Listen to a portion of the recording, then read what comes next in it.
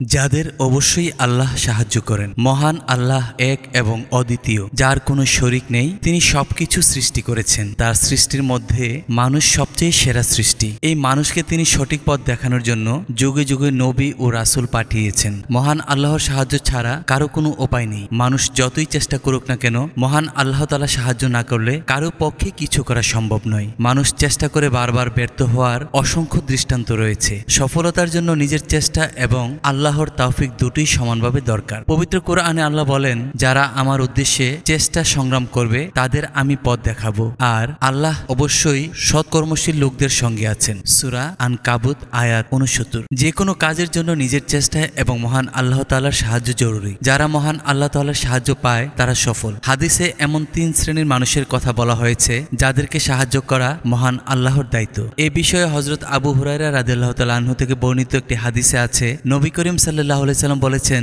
3 ব্যক্তি এমন যাদের সাহায্য করা আল্লাহ নিজের কর্তব্য বলে নির্ধারণ করে নিয়েছেন। 1. আল্লাহর পথে মুজাহিদ। 2. মুকাতাব গোলাম, যে চুক্তির অর্থ পরিশোধের ইচ্ছা করে। এবং 3. বিবাহে আগ্রহী লোক, যে বিয়ের মাধ্যমে পবিত্র জীবন যাপন করতে চায়। সূত্র ইবনু মাজহা, হাদিস নং 2518, তিরমিজি, হাদিস 1655।